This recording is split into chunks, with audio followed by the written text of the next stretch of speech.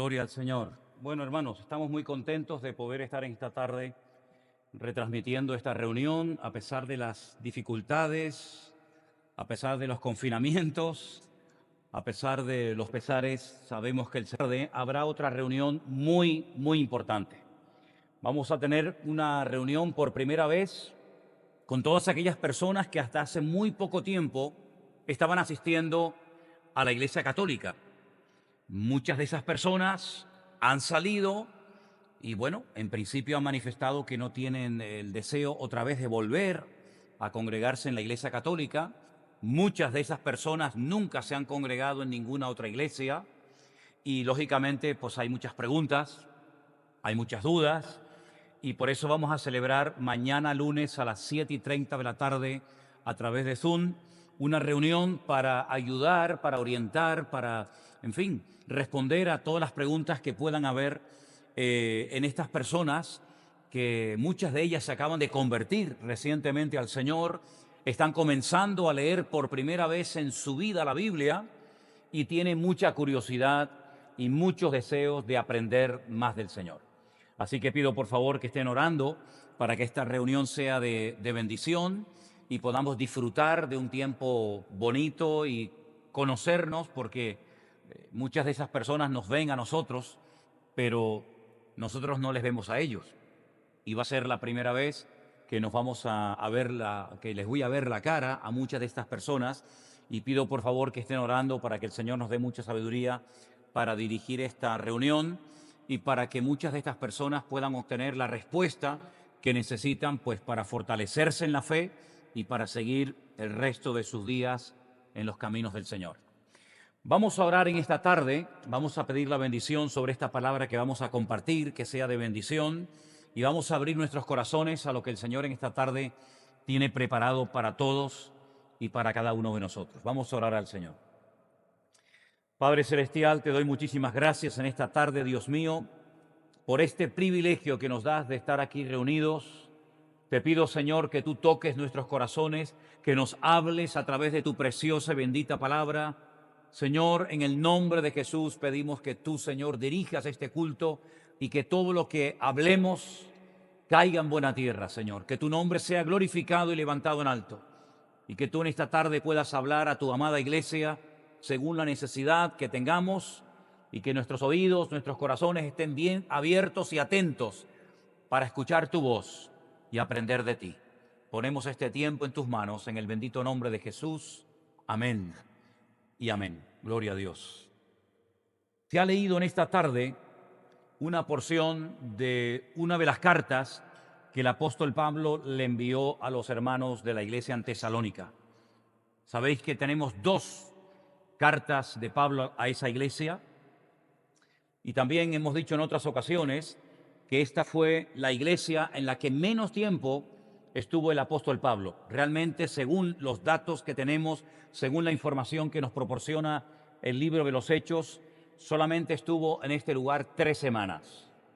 Y en 3 semanas nace una hermosa iglesia que con el tiempo sufriría muchísima persecución, y el apóstol Pablo tiene que escribirle 2 cartas a los hermanos de Tesalónica para animarles, para darles instrucciones concretas y específicas y explicarles qué es lo que está ocurriendo, y que no se desanimen, sino que se alienten, se animen los unos a los otros.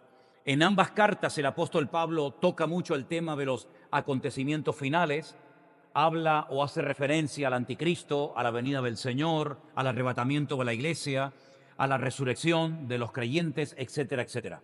Ahora bien, nosotros en este momento, amados hermanos, sin lugar a dudas, somos la generación de creyentes que está más cerca de la venida de del Señor Jesucristo a arrebatar a su iglesia que ninguna otra generación a lo largo de la historia.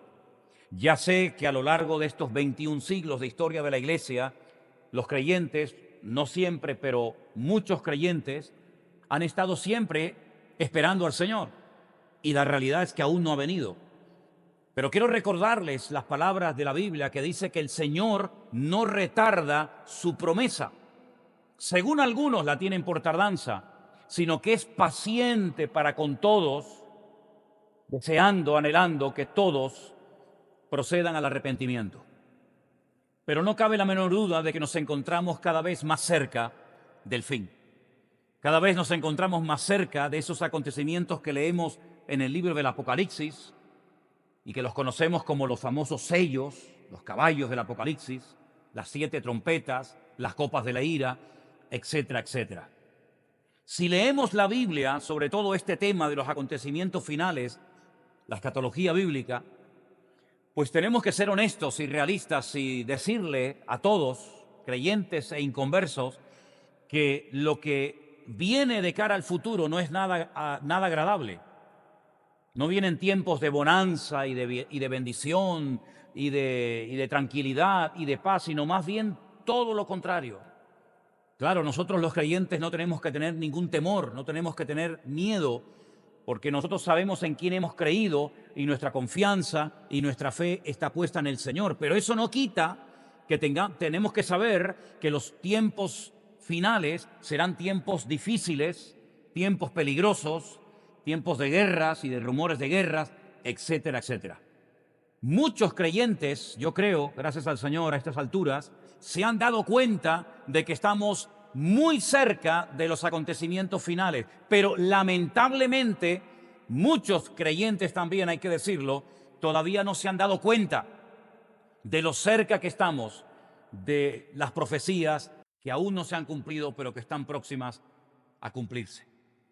La lectura que se leía en esta tarde en 1 de Tesalonicenses capítulo 5 me llama mucho la atención porque el apóstol Pablo le dice a esos hermanos en aquel tiempo, en el siglo I, acerca de los tiempos y de las ocasiones: no tenéis necesidad, hermanos, de que yo os escriba.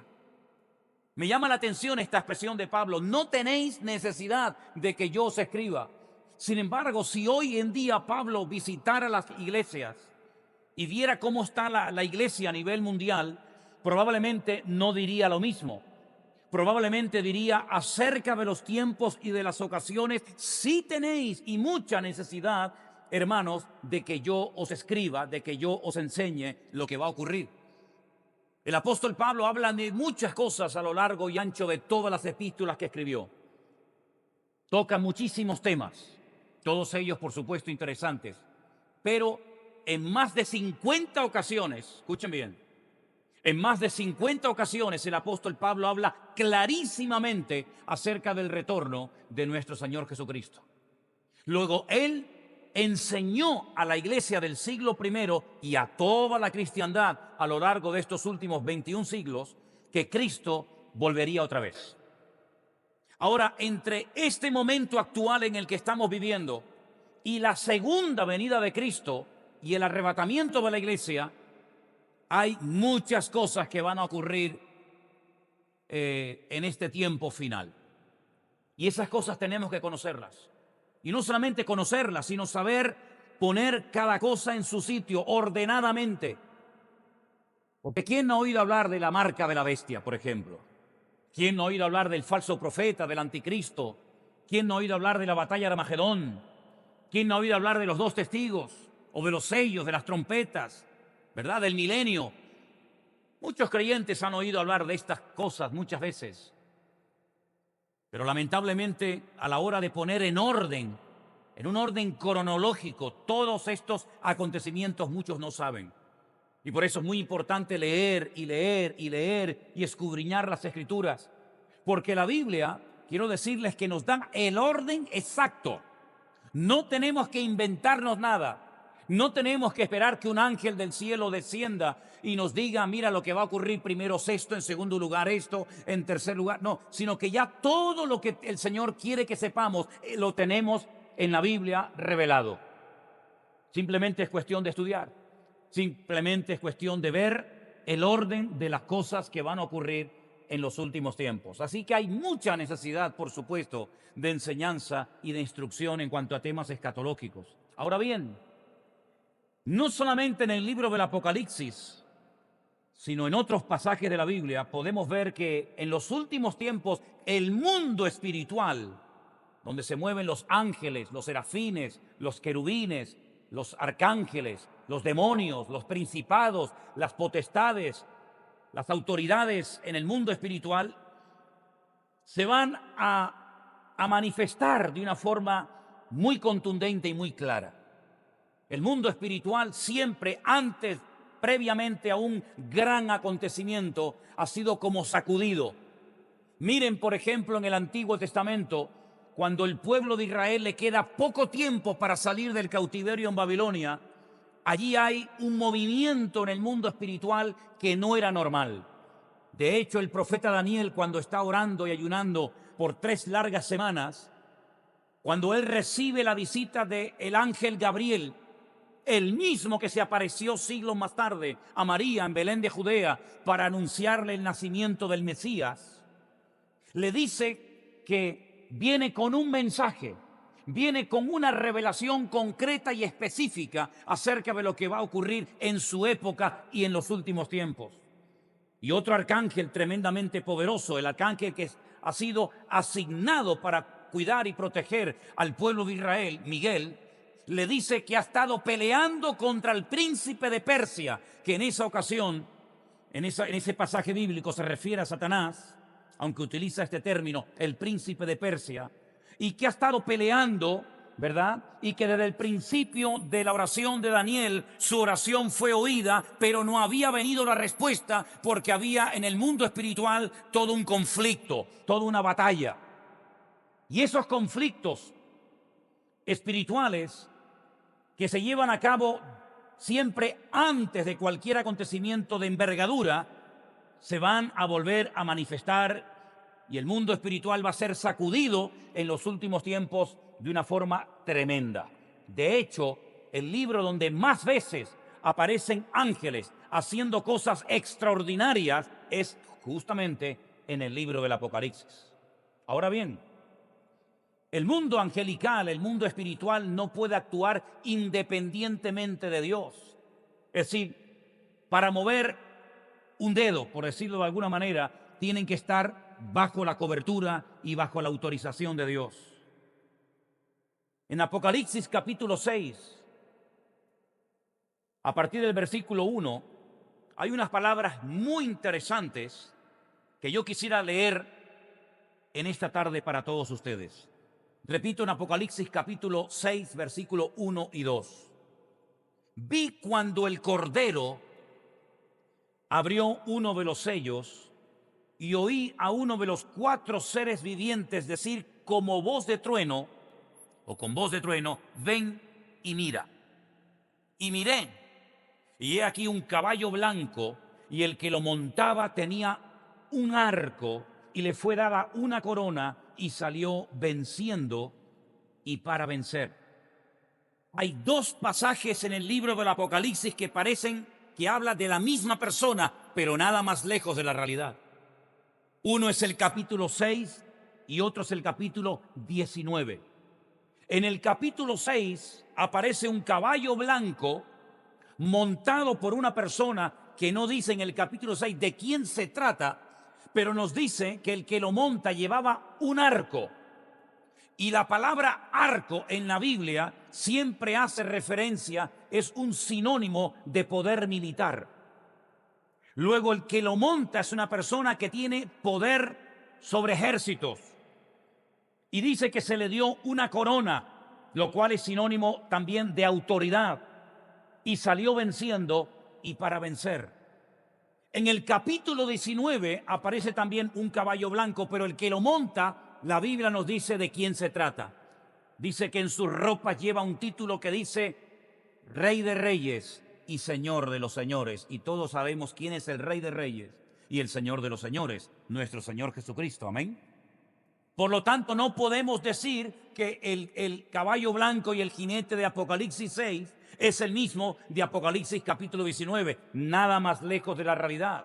Parecen que son los mismos, pero no tienen nada que ver uno con otro. De hecho, la palabra corona que aparece en Apocalipsis 19 en griego es completamente a la palabra corona que aparece en Apocalipsis 6. La palabra para corona en Apocalipsis 6 es estéfanos. Y la palabra para corona en Apocalipsis 19 es la palabra diadema. Una es la corona de un rey, y otra es la corona de alguien que vence o que obtiene un premio o un galardón. Por lo tanto, son dos personajes completamente diferentes. Ahora bien, el apóstol Pablo dice que en los últimos tiempos las naciones, algunas naciones, no todas, algunos continentes, intentarán llegar a acuerdos, intentarán firmar tratados con el objetivo de que se pueda vivir en paz y en seguridad. El último gran pacto que se ha hecho, el último gran acuerdo que se ha hecho, donde la palabra paz, como no podía ser de otra manera, aparece, es el último pacto o tratado que lo han llamado el Pacto de Abraham, que consiste en que algunas naciones árabes han pactado con el pueblo de Israel una supuesta paz. Y han comenzado a ir delegaciones de un país a otro, y el espacio aéreo de dichos países se ha abierto, y ahora van a comenzar intercambios comerciales, y parece que todo suena muy bonito porque a la gente le atrae mucho eso de la paz y la armonía y que los hombres se lleven bien los unos con los otros, etcétera, etcétera. Pero miren ustedes qué curioso que hace 2000 años el apóstol Pablo, cuando escribe la carta a nuestros hermanos de la iglesia en Tesalónica, dice algo como esto: cuando digan paz y seguridad, entonces vendrá sobre ellos destrucción repentina como los dolores a la mujer encinta, y no escaparán. La palabra paz y la palabra seguridad, porque se supone que no hay seguridad si no hay paz, y cuando hay paz hay seguridad. Y miren ustedes por dónde, que son dos palabras que vuelven a aparecer 2000 años después de haberse escrito esta carta por el apóstol Pablo. Y dice la Biblia que cuando digan, ¿quién va a decir eso? Los que han hecho ese pacto con la intención, con el objetivo de obtener la paz y la seguridad. Cuando ellos digan, por fin nos vamos a llevar bien como hermanos, al fin y al cabo somos todos descendientes de nuestro padre Abraham. Cuando ellos digan, por fin hemos llegado a la paz y a la seguridad, entonces vendrá sobre ellos destrucción repentina. Y el ejemplo que pone es el de una mujer que de repente le sorprenden los dolores de parto porque está encinta, y dice, y no escaparán. Luego el hombre intenta por todos los medios firmar tratados de paz, llegar a acuerdos de paz, pero la verdadera paz no puede venir fuera de Dios. Qué diferente cuando el Señor Jesucristo dice a sus discípulos y a todos nosotros, por consiguiente, mi paz os dejo, mi paz os doy, no como el mundo la da. Sabemos que muchas veces se han firmado acuerdos y tratados y convenios de paz, y al poco tiempo los mismos que se sentaron alrededor de una mesa para firmar dicho acuerdo terminaron quebrándolo y peleándose y enfrentándose entre ellos. Luego el mundo, lo que habla de paz y de seguridad, no tiene nada que ver con la verdadera paz y con la verdadera seguridad que viene cuando nosotros estamos en paz con el Señor. Romanos capítulo 5, verso 1 dice, justificados por la fe, tenemos paz para con Dios por medio de nuestro Señor Jesucristo. Y que yo sepa, en este último tratado de paz, al Señor Jesucristo no lo invitaron. Que yo sepa, en este último convenio, en este último esfuerzo humano por alcanzar la paz, a Dios lo dejaron fuera y no lo dejaron sentarse a la mesa. Por lo tanto, ¿qué paz va a producir el hombre cuando el príncipe de la paz no ha sido invitado a un acuerdo tan importante entre naciones que llevan siglos y milenios peleándose constantemente los unos contra los otros? Así que no seamos ingenuos y no creamos que el hombre en media hora sentado alrededor de una mesa y con chequeras en las manos y con toda la buena intención del mundo y con buena ropa y presencia pueden obtener lo que solamente Dios nos puede dar cuando nos arrepentimos y nos humillamos y le pedimos perdón. Entonces su paz viene a morar a nuestros corazones, a nuestros hogares y a nuestras naciones. Pero mientras a Dios no le inviten, mientras al autor y príncipe de la paz no le inviten en esos acuerdos de paz, la paz que los hombres firman hoy, mañana la quebrarán, y si no, al tiempo. Si no, se darán cuenta dentro de poco tiempo que esos acuerdos realmente sirven para muy poco. El apóstol Pablo da una serie de instrucciones acerca de cómo tenemos que actuar nosotros los creyentes. No caer en esa ingenuidad, no caer en esas trampas de decir, ay, qué bien, por fin los enemigos se llevan bien. El apóstol Pablo dice, hermanos, nosotros no somos de las tinieblas, nosotros somos hijos de luz. Por tanto, no durmamos como los demás. Y aparte de eso, más adelante él dice, animaos y edificaos los unos a los otros con estas palabras, así como lo hacéis. Nosotros tenemos un manual perfecto, que es la palabra de Dios, a través del cual sabemos cómo viene la paz y cómo no viene la paz al mundo. Ahora bien, la palabra de Dios nos dice, y el mismo Señor Jesucristo dijo, que los últimos tiempos serían muy parecidos a los tiempos de Noé. Y curiosamente, los tiempos de Noé no se caracterizaron ni pasaron a la historia por ser la época dorada de la paz mundial. La época de más esplendor en Israel, la época, digamos, de bonanza, de paz, de prosperidad, etcétera, fue en la época del rey Salomón. Que por cierto, la palabra paz en hebreo va incluida dentro del nombre de Salomón, Shelomo. Ese fue el momento de máximo esplendor del pueblo de Israel. Fuera de esa etapa de unos 40 o 50 años, muy poca paz ha habido en esa nación y en el mundo entero. Y la Biblia nos enseña que los últimos tiempos, enseñanza que nos ha dado el Señor Jesucristo, serían tiempos parecidos a los de los tiempos de Noé. ¿Y cómo eran los tiempos de Noé? Pues sobre todo tiempos de violencia. Sobre todo tiempos en los que no había ningún tipo de principio, ningún tipo de moral. Y fueron tiempos tan terribles que Dios dijo, basta, basta, hasta aquí hemos llegado. Y tuvo que decir, construyen un arca y empecemos de cero. Y el mundo que dejó Noé no tiene nada que ver con el mundo que posteriormente se encontró Noé al salir del arca. Es decir, que si el Señor Jesucristo nos dice, y nos fiamos 100% de su enseñanza y de sus palabras, que los últimos tiempos, es decir, nuestros tiempos, nuestra generación, nuestros días, serían muy parecidos a los tiempos de Noé, quiere decir que en nuestros tiempos poca paz, poca estabilidad y poca seguridad veremos. Porque podía haber dicho, los tiempos finales serán como los tiempos de Salomón. Bueno, gloria a Dios.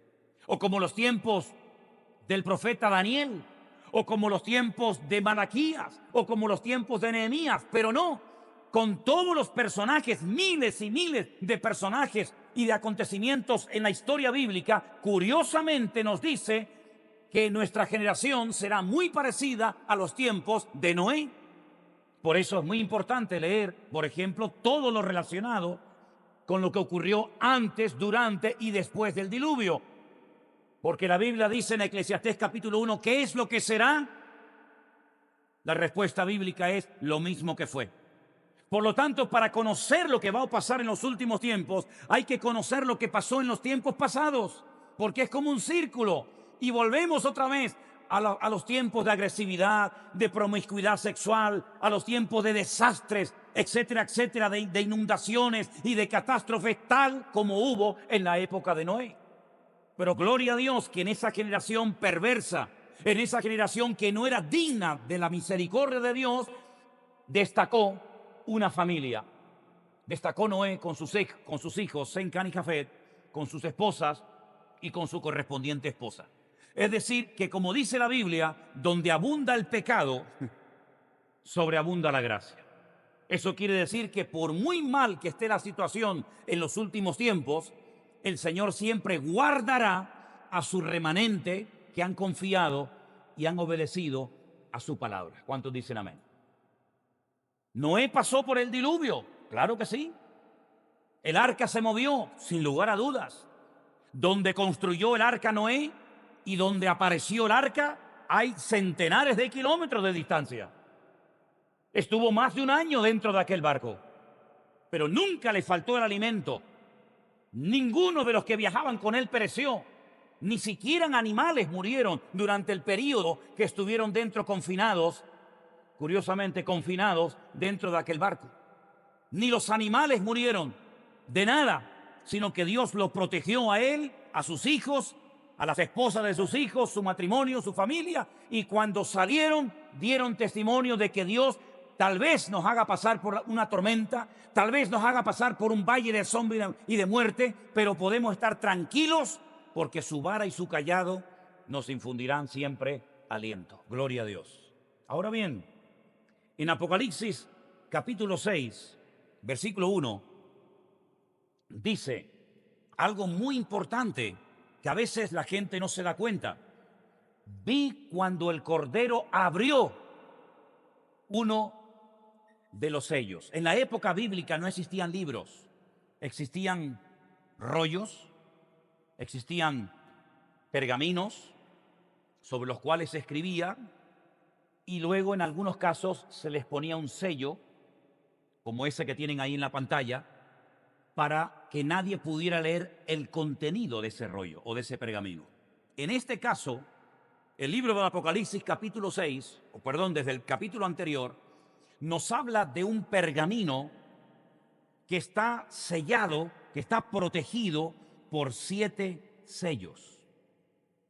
Y cada vez que se abre, cada vez que se rompe uno de esos sellos, en la tierra acontece algún acontecimiento que trae muerte, que trae desgracia, que trae inflación, que trae alguna tragedia.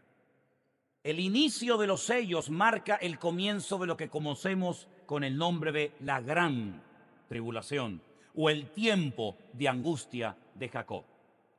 No son sellos que traen bendición, no son sellos que traen paz, al contrario. No son sellos que traen prosperidad, al contrario. No son sellos que traen vida, al contrario. Es el inicio de la ira de Dios. Porque nosotros hablamos mucho del amor de Dios, y por supuesto, faltaría más, y de la misericordia de Dios, y de la fidelidad de Dios, pero ese mismo Dios también tiene momentos de ira. Y la palabra de Dios nos dice que la ira de Dios ha estado contenida durante mucho tiempo, pero que cuando se desate el primer sello, hasta la segunda venida del Señor, habrán calamidades, habrán tragedias, habrán dolores de parto, etcétera, etcétera. El que abre los sellos no es el diablo. El que comienza esta época terrible de los últimos tiempos no es Satanás, no son los políticos, no es el hombre, es el Cordero. ¿Y quién es el Cordero? Juan el Bautista dijo una vez: he aquí el Cordero de Dios que quita el pecado del mundo. El Cordero es Cristo, y es Cristo el que dice: voy a abrir el primero, el segundo, el tercero, y así sucesivamente hasta el séptimo. Luego, no es casualidad. No es que ocurren las cosas y decimos, bueno, pero ¿qué es lo que está pasando? Lo que Dios quiere que esté pasando. Porque nada ocurre por casualidad. El diablo no puede hacer lo que le dé la gana. El diablo tiene que estar sometido a la voluntad de Dios, a la soberanía de Dios. Y el que abre los sellos, el que dice, vamos a empezar ahora a derramar la ira, vamos a comenzar a tratar con las naciones, vamos a comenzar a demostrar lo que está escrito en el libro de Apocalipsis. El que dice ahora y abre el primer sello es el Cordero, es el Señor Jesucristo. Ahora, ¿qué es lo que hace Juan? Juan adorna los acontecimientos finales, los acontecimientos del futuro, con imágenes del presente. ¿Por qué emplea la palabra sellos, pergaminos o rollos? Porque era lo que la gente conocía en aquella época. Por lo tanto, él está utilizando un lenguaje conocido para explicar cosas futuras, para que no quede la más mínima duda de lo que el Señor está tratando de decir y de enseñar a su pueblo. Porque el libro del Apocalipsis no se escribió para el inconverso. El libro del Apocalipsis se escribió para la iglesia. Aquellas iglesias que menciona en los capítulos 2 y 3, aquellas 7, y a todos los cristianos a lo largo de la historia. Ahora bien, el apóstol Juan, cuando habla del caballo blanco, todo el mundo sabía para qué se utilizaba un caballo blanco. ¿No se han preguntado ustedes nunca por qué Jesús, cuando entró triunfalmente en Jerusalén, no utilizó un caballo blanco? ¿Por qué utilizó un pollino de asno? Algo tan humilde, algo tan sencillo. En el Antiguo Testamento, los caballos son sinónimo de guerra, son sinónimo de poderío militar. Curiosamente, Israel nunca utilizó caballos para ir a la guerra. Jamás. Dice, estos tienen caballos, estos tienen carros, mas nosotros tenemos al Señor nuestro Dios. Pero es interesante notar que los romanos, cuando conquistaban un reino, un país, una nación, un lugar, y hacían el desfile, la entrada triunfal en Roma, todos los que iban montados a caballo, lógicamente muchos iban caminando, pero todos los que iban montados a caballo tenían que utilizar caballos solamente de color blanco, como diciendo, el enemigo ha sido derrotado. El enemigo ha sido aplastado. Y para que todos desde lejos vean que el enemigo, sin lugar a dudas, ha sido humillado, cuando vean centenares, cuando vean miles de caballos blancos viniendo hacia Roma para desfilar, es la señal de que hemos ganado la victoria, la batalla. Por eso Satanás, que es un imitador de la obra de Dios, imitando a Cristo cuando venga en su segunda venida, cabalgando sobre un caballo blanco, no sobre un pollino que viene humildemente a morir en una cruz, sino que viene triunfante y glorioso cabalgando sobre las nubes del cielo, con poder y gloria, el Rey de Reyes y el Señor de los Señores. Como Satanás sabe perfectamente todo eso, él lo que hace es que al anticristo, el antimesías, de una forma simbólica, lo presenta como viniendo en un caballo blanco, como diciendo, nosotros hemos sido los que hemos obtenido la victoria. Pero nada más lejos de la realidad, porque la Biblia dice que el día que Cristo murió en la cruz del Calvario, Satanás fue herido con herida de muerte en la cabeza. Y nunca más Satanás volverá a tener el poder, el control y el dominio que durante siglos obtuvo. Entraban montados en caballos blancos en aquellos desfiles militares tremendos que hacían. Entraban con arcos, demostrando poder militar. Y en los últimos tiempos vamos a ver expresiones y manifestaciones inmensas de gran poderío militar. ¿No se quedan ustedes sorprendidos que de vez en cuando así, sin ningún previo aviso, de repente maniobras militares de Corea del Norte, y comenzamos a ver aviones y misiles y helicópteros y barcos por todos lados? Al poco tiempo, desfile militar en la Plaza Roja de Moscú, y comenzamos a ver los misiles nucleares, y comenzamos a ver una manifestación. ¿Por qué todo eso? Es como una forma de decir, tenemos poder, podemos hacer del mundo lo que nos dé la gana. Pero vuelvo otra vez al inicio del capítulo 6. El que abre y el que cierra, el que dice ahora o el que dice todavía no, es el Cordero, es el Señor Jesucristo. Ahora, en este momento, estamos en guerra. No solamente en una guerra espiritual. Pablo dice que nuestra lucha no es contra sangre y carne, ¿verdad?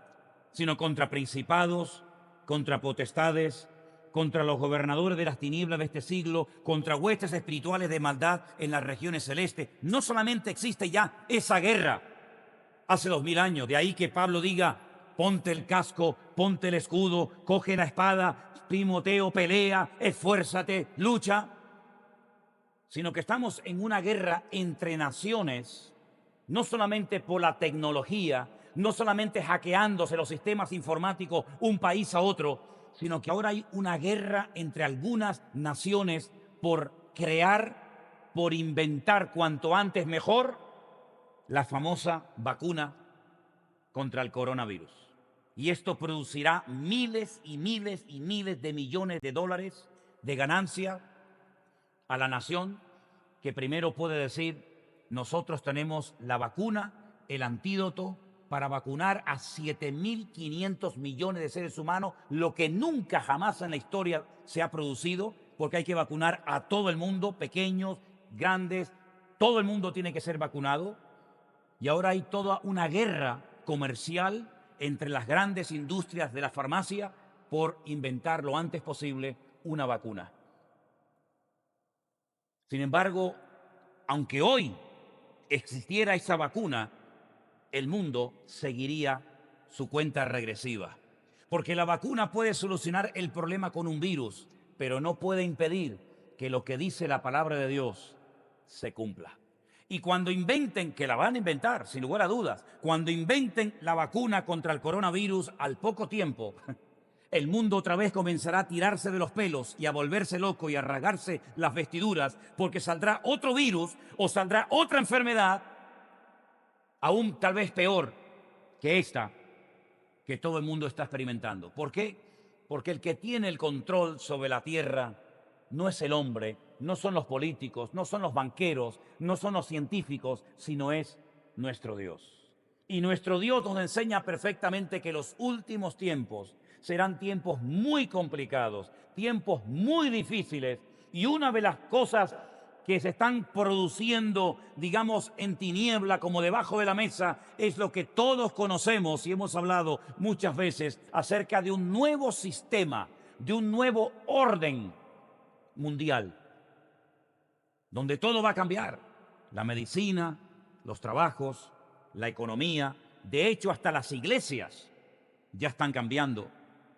Estamos recurriendo a una serie de sistemas para poder llevar el evangelio a los hogares de millones y millones de cristianos que no se pueden reunir. Todo está cambiando, pero de una forma tan drástica, de una forma tan rápida, que al hombre todavía no le ha dado tiempo de asimilar todos los cambios que se están produciendo en pocos meses. Miren cómo empezamos este año 2020. Aún no ha terminado el año y el mundo ha cambiado completamente.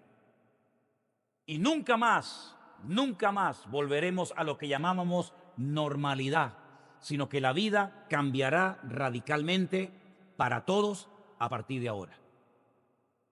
Y ahora tú y yo nos tenemos que preguntar como creyentes, Señor, ¿y ahora qué podemos hacer nosotros?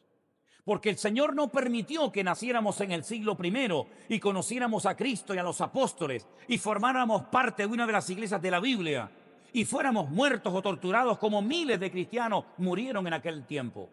El Señor no permitió que naciéramos, por ejemplo, en la Edad Media, la época más oscura de toda la historia de la humanidad, donde algunos creían que el cristianismo había desaparecido. El Señor no permitió que naciéramos y fuéramos pastores o creyentes en la Primera o en la Segunda Guerra Mundial, donde muchos hermanos nuestros y pastores murieron en campos de concentración y por efecto de la guerra. El Señor permitió que naciéramos en esta época, y los cambios que se han producido desde que nacimos hasta el día de hoy han sido tremendos. Muchos de nosotros que tenemos ya una edad, cuando nacimos no existía la internet, no existían los teléfonos móviles, no existían las redes sociales, que hoy en día son tan normales para millones y millones de jóvenes y hasta de niños. Y nos hemos adaptado a un mundo que cada vez va más rápido. Pero en el mundo espiritual los cambios también han sido tremendos. Y yo creo que tenemos que aprender a adaptarnos a estos tiempos. Y lo que dice la Biblia, y quiero repetirlo, es lo siguiente. Presten atención. Hermanos, vosotros no estáis en tinieblas, es decir, en la ignorancia, en el desconocimiento o en la vida que llevábamos antes de conocer a Cristo. Ya no estamos en esa vida. Ahora somos hijos de luz, somos hijos del día, no somos de la noche ni de las tinieblas. Es interesante notar que la primera referencia a tinieblas, la primera referencia a oscuridad que hay en la Biblia aparece en el capítulo 1 de Génesis, donde dice la Biblia que en una parte de la tierra, en la faz del abismo, había tinieblas, pero en la otra cara de la tierra había luz, y en esa parte donde había luz se movía el Espíritu de Dios.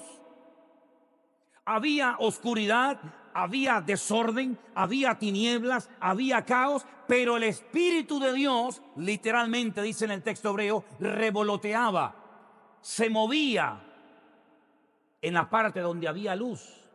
Y esto nos da un mensaje extraordinario, porque en los últimos tiempos vamos a ver, como dijo el Señor en Mateo 24, un aumento, una multiplicación brutal de la maldad. Lo que hoy en día están tratando de enseñarle a muchos niños en la escuela, antes ni los más adultos se daban una idea de lo que hoy en día para un niño es normal en un libro de texto en una escuela. La proliferación del pecado, lo sofisticado que se ha hecho el pecado, lo accesible que se ha hecho el pecado, que puedes tener en un teléfono celular, en un móvil, el mundo entero en tu mano. Jamás en la vida muchos soñaron que iba a ocurrir. La maldad, las tinieblas, el desorden, el caos ha ido y cada vez irá en aumento. Y dice la Biblia que el efecto de la multiplicación de la maldad hará algo terrible y triste, que por haberse multiplicado la maldad, el amor de muchos, no dice que desaparecerá, pero dice que se enfriará. Y es curioso notar que una de las iglesias que recibió el libro del Apocalipsis, uno de los problemas fundamentales de dicha congregación, concretamente de la iglesia de la Odisea, es que se habían enfriado, no estaban ni calientes ni estaban fríos, sino que estaban tibios. Y a esa iglesia el Señor la confronta y le dice que como no cambien, les vomitaría de su boca. Es decir, que por una parte vamos a ver un aumento brutal de la maldad en todo, en el cine, en el teatro, en las iglesias, en la política, en todo. Pero por otra parte, la Biblia dice que nosotros, como hijos de luz, como hijos del día, en otra carta que leíamos recientemente en un culto, Pablo dice que tenemos que brillar y ser como luminares en el mundo. Me gusta mucho ver las estrellas durante la noche. Pero ¿saben cuándo se ven las estrellas? Cuando no hay luz. Mientras la luz del sol está ahí arriba iluminándonos a todos, nadie puede ver las estrellas. Las estrellas solamente se pueden ver de noche. Eso quiere decir que nosotros, como esos luminares, como esas estrellas, cuanto más oscura, cuanto más difícil sea la situación a nivel mundial, más se nos tiene que notar. ¿Cuántos dicen amén? El Señor le dijo una noche a Abraham: sal de tu tienda y cuenta las estrellas a ver si eres capaz de contarlas. Es decir, le dijo durante la noche: cuenta las estrellas, porque evidentemente de día no se pueden ver ni por supuesto no se pueden contar. Por lo tanto, Dios nos ha puesto en una generación de mucha oscuridad. Dios nos ha puesto en una sociedad, en una nación, en una generación donde la maldad está por todas partes. Por todas partes. Por eso la responsabilidad de la iglesia, queridos hermanos, en estos tiempos es muy grande. Porque no podemos solamente estar pensando en qué voy a trabajar. Esa no puede ser la mayor preocupación de un cristiano. La prioridad de un cristiano no tiene que ser ¿y mañana qué como? ¿Y cómo pago la renta de la casa? ¿Y mañana qué me pongo de vestir? Jesús, ¿saben lo que dijo? ¿Saben lo que le dijo a ese tipo de personas? Así es como viven los gentiles. Así es como viven los que no tienen un Dios todopoderoso, que solamente piensan en cómo voy a vestirme, cómo voy a comer, cómo voy a vivir. Mirad las aves del cielo, dijo el Señor. Ni siembran, ni hilan, y vuestro Padre Celestial las alimenta. ¿Cuánto más a vosotros, hombres de poca fe? Es decir, que tenemos que marcar una diferencia en nuestro vocabulario, marcar una diferencia en nuestra forma de reaccionar ante los problemas de la vida. En otras palabras, ser luz en medio de las tinieblas.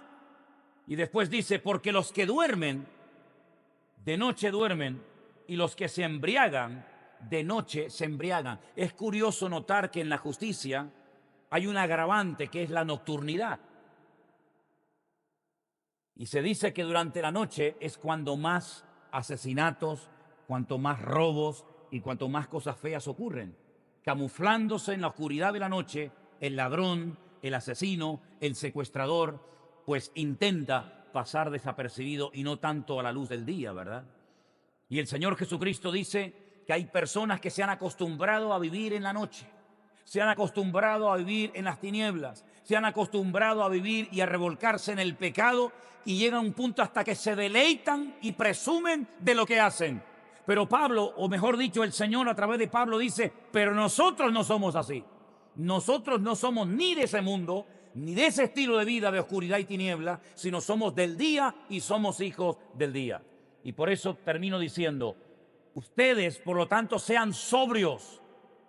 Y uno dice, ¿y este adjetivo que aparece tanto en la Biblia, realmente qué significa ser sobrio según el texto bíblico? Es curioso porque en algunos momentos, en algunos pasajes bíblicos, se asocia el ser sobrio con el consumo de bebidas o de drogas. En otras palabras, sobriedad en la Biblia hace referencia al autocontrol, a lo que conocemos como dominio propio. Es uno de los requisitos para servir a Dios. Pueden leer la carta de Pablo a Timoteo y en la larga lista de requisitos que Pablo dice que tienen que tener los obispos o los que quieren servir al Señor, uno de ellos es que sean gente sobria, gente dueña de sus actos, que no sean personas que las emociones los traicionen, los sentimientos los traicionen, los vicios los traicionen, el amor al dinero los traicione, sino que sean dueños de sus actos. Eso es lo que significa el adjetivo sobrio, con dominio propio, con autoridad. Y dice, vístanse con la coraza de la fe y del amor y de la esperanza por salvación como yelmo. Es decir, no hay excusa para pasar desapercibidos en esta generación. No hay excusa para perder el tiempo. No hay excusa para decir, Señor, ¿y qué hago? ¿Qué pides de mi vida? Aquí está todo lo que el Señor pide de nosotros. Aquí tenemos todas las instrucciones claras, concretas y específicas para poder vivir vidas cristianas victoriosas. Si ustedes quieren vivir en esta generación perversa y maligna, dando testimonio, brillando y marcando una diferencia, lo pueden hacer porque el Señor nos ha dado todo lo que necesitamos para vivir vidas cristianas victoriosas. ¿Cuántos dicen amén? Oramos en esta tarde al Señor. Cierra tus ojos, por favor, ahí donde estás, y vamos a pedirle al Señor que en esta tarde, que en este día y a partir de hoy, Dios nos guarde, Dios nos cuide y que el Señor nos use para que no caigamos en la trampa de creer que lo que el mundo ofrece es lo auténtico y lo genuino, porque lo auténtico y lo genuino solamente se encuentra en nuestro Dios, en el Señor Jesucristo, nuestro Salvador. Padre, te damos gracias en esta tarde por tu palabra. Gracias, Señor, por el trato que tú tienes con cada uno de nosotros. Yo te ruego, Señor, que tú fortalezcas, Señor, a tu amada iglesia sobre la faz de la tierra. Que tú nos ayudes, Padre Santo, a vivir en victoria y en santidad todos los días de nuestra vida. Señor, se avecinan tiempos difíciles. El mundo espiritual está esperando órdenes. Las cosas van a cambiar, pero sabemos que tú eres el mismo ayer, hoy y por los siglos. Y por eso te pedimos, Señor, ayúdanos a estar cerca de ti en estos tiempos finales en los que nos ha tocado vivir, que podamos brillar como luminares en el mundo. Te damos gracias por tu palabra viva y eficaz, a través de la cual podemos obtener siempre la respuesta y la instrucción específica para vivir vidas cristianas victoriosas. Ponemos nuestra vida en tus manos, en el nombre precioso de Jesús. Amén y amén. Gloria al Señor. Hermanos queridos, que el Señor les bendiga muy ricamente. Les deseo a todos ustedes que tengan una semana bendecida. Recuerden todos los hermanos que se han puesto en contacto con nosotros a través del grupo de WhatsApp que hemos creado, pues vamos a tener el lunes una reunión con todos los, digamos, ex católicos que tienen preguntas, que tienen dudas. Entonces será a través de Zoom mañana a las 7:30 de la tarde, ¿de acuerdo? Le mandaremos el link minutos antes de comenzar la reunión, se lo mandaremos. Otra cosa muy importante, el próximo domingo vamos a celebrar la Santa Cena, ¿sí?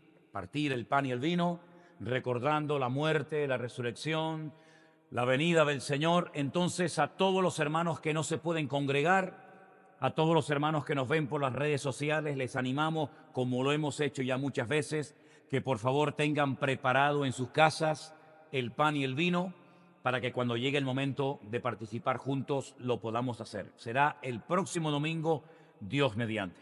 Queridos hermanos, que Dios les bendiga. Les diría que se saluden los unos a los otros los que están aquí, pero por lo menos los que están en casa lo pueden hacer. Que Dios les guarde, que tengan una semana victoriosa y bendecida. Lean la palabra, oren cada día, vivan lo más cerca del corazón de Dios posible, porque el Señor viene pronto. ¿Cuántos dicen amén? Gloria a Dios. Que el Señor les bendiga, mis queridos hermanos. Amén.